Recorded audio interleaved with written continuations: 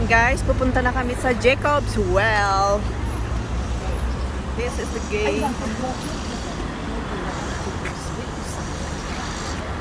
Ay, ito pala yun. May model natin. Ay, Pack na pack.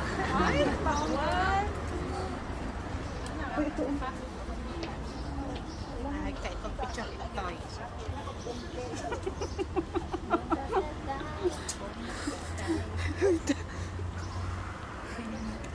We're here in the Jacob's Well. Oh, yeah. You need to bring bottle. Yala. One cup with You need to drink water. Tan tan taran. Ang iyong dinadaanan at baka si mga May slide. ibang trip si Sister Diane. Opo, nasa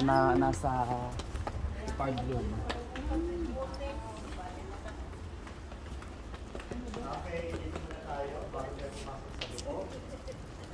That's the biblical significance of Jacob's Well. Ang bang lalaki? Raise your hand. No? Ang iba pa siguro, ito naman na lalaki, no? But you know, the significance of women in the Bible, hindi lang po mga lalaki, ng mga kilala sila Jacob, sila Joseph, but there were women who were very significant din sa Bible at nandito tayo ngayon, isa sa biblical narrative na nangyari during the ministry of Jesus Christ took place sa lugar na ito at kung saan din tayo nagtayo kanina. Okay? Which is the story of a Samaritan woman. Oh, mga babae, para sa inyo ito. Kayo ito. The story of Samaritan woman sa John chapter 4, sabi dito, Jesus Christ left Judea and departed again into Galilee, and he must needs to go through Samaria. So mula siya saan?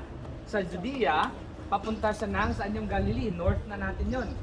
Pero kailangan niyang dumaan dito sa Samaria. Samaria po ang lugar natin, right? And so, sabi dito, and he must needs to go to Samaria. Then cometh he to a city of Samaria, which is called Sychar, near to the parcel of the ground that Jacob gave to his son Joseph. Nakita niyo kanina yung tomb of Joseph? Di ba? So, malapit lang ito dito. So, very significant. Itong mga tinatapakan natin ngayon, tinapakan talaga ito ni Jesus Christ. We are in the footsteps of where our Savior, Jesus Christ, stepped. Sabi dito, now, Jacob's well was there. Saan tayo ngayon? Jacob's Well. Mamaya, papapasukan nyo doon, matitikman nyo ang tamis. And that is literally the same water during the time kasi na-preserve, hindi daw hindi nagda-dry. Alright? So, now Jacob's well was there.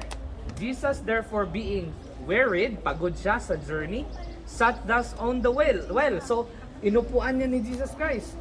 No? Pwede niyong upuan din yung mamaya doon, pa-picture kayo doon. This is where Jesus sat in the well. Sabi dito, and it was about the 6th hour. So, during that time, they are following the Roman clock. 6th hour is 12 noon.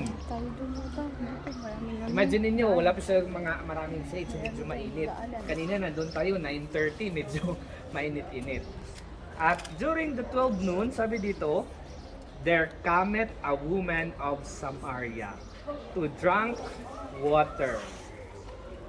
Jesus said unto her, give me to drink, for the disciples were gone. Then said the woman of Samaria unto him, how is it that thou being a Jew, ask drink for me, which I'm a woman of Samaria, for the Jews have no dealings with the Samaritans. Itong woman of Samaria, hindi po siya pinangalanan ano ang specific na name niya. Siguro ang pangalan niya, kapangalan mo siguro, I don't know. But then, woman of Samaria, mention siya, Samaritan woman. Ano po itong mga Samaritan? Samaritan during the time of Jesus are half-breed. Half Jewish, half other na mga nationalities. And during that time, kinokondemn nila ito kasi ang mga Jew, hindi dapat yan sila mag-asawa ng banglahi. So they were condemned. Siguro lahi At ni even ang Solomon. mga Jewish, ayaw nilang makipag-halubilo. Kaya nung sinabi ni Christ sa Samaritan woman, can you give me a drink? Sabi niya, di ba Jew ka? Dapat hindi ka nagkipaghalubilo sa akin. But that is a picture na si Jesus Christ, hindi po siya namimili ng tao. And specifically, He came here to minister to this woman. May plano ang Panginoon. Diba? Ang Panginoon, hindi po siya namimili ng race, ng color, ng size. No? ang tinitingnan niya is the heart. Kagaya ng sabi niya sa kay Samuel. Man looketh on the outward appearance, but God looks in our heart. God sees what is in our heart. Kaya nga, sabi dito, sinabi niya sa woman, can you give me water? Sabi ng woman, hindi. And then sabi ni Jesus Christ, verse 10, and this is where we can find a very famous line sa Bible.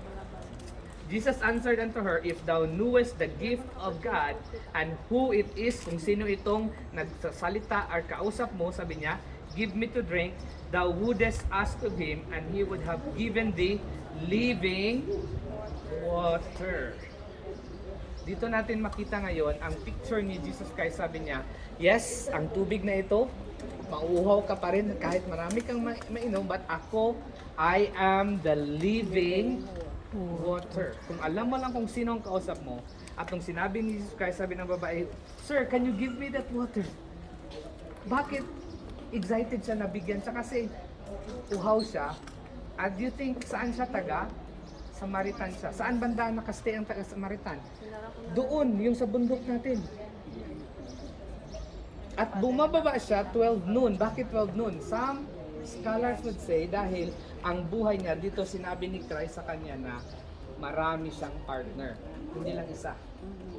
So ang buhay niya, condemn siya ng mga community ng mga Jew, condemn pa siya ng community ng Samaria.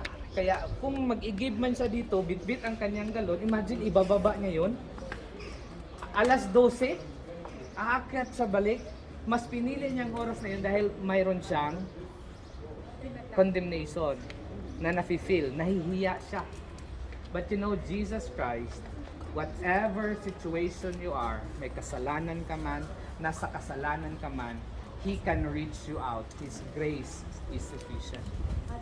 Kaya nga, makita natin dito, sabi ni Jesus Christ sa kanya, go and call your husband. Sabi, wala. But then, kita natin.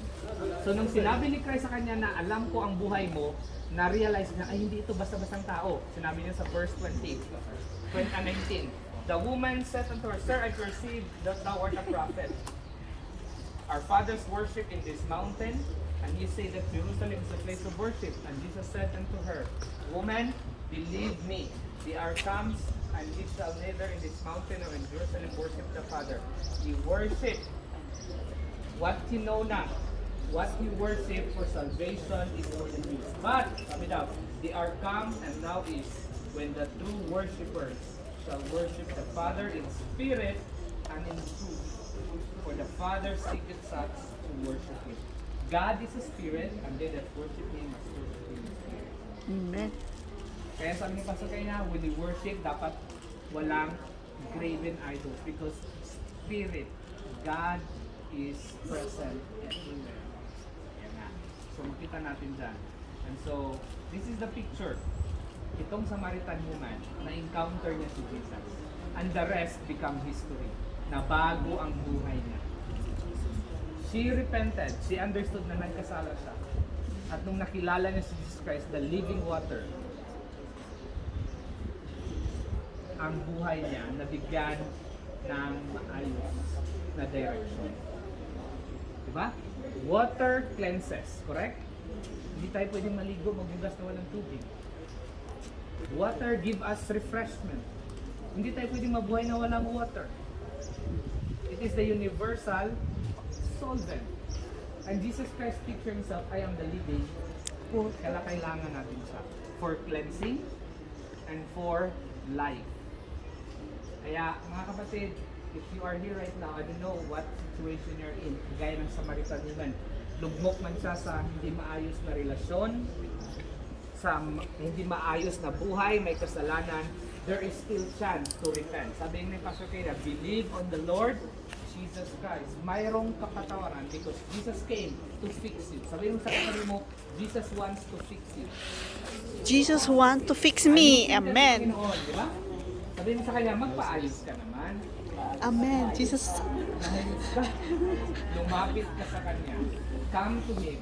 Baka nakakalimutan mo ng Panginoon. Kagaya ng Samaritan woman ito, but when he encountered Jesus, nabago. There is grace. There is chance. Kaya, wag na po natin hintayin pa. Jesus Christ met her dito sa well. I hope when you come inside, you will also meet Jesus. Amen. He is the living water. Water. Kaya nga po, continue your relationship with the Lord. Pray, study the Bible, worship Him. Because Amen. that is what the Lord wants. God bless you. I hope enjoy natin. Thank you po. Amen. Thank you. Thank you. So bago tayo pumasok, dagdag lang isa pa dun sa yung sinabi ng Panginoon sa Kristo kay sinabi ng Panginoon sa Kristo doon sa babae na give me water to drink. Eh sabi sa kanya, kumbaga nagkaroon pa ng conversation doon, paano the well is deep. So kasi yung well niya it's around 40 meters deep na kapatid. So mahirap nga naman talaga. Pero sa biyaya ng Diyos and sa magandang kasaysayan na nangyari, nakainom yung Panginoon sa Kristo. And syempre yung babae naman, the Samaritan woman, although miserable yung kanyang life, she received more than the water na meron dito. And that's the Lord Jesus Christ. She became a believer. At hindi lang yun, pumunta pa siya doon sa city center and binalita niya kung ano yung nangyari sa kanya dito sa well na ito. And the people came and they found Jesus Christ as Living water. the Savior of the world. Okay? And lastly, one of the greatest revelation of the Lord Jesus Christ happened in this well.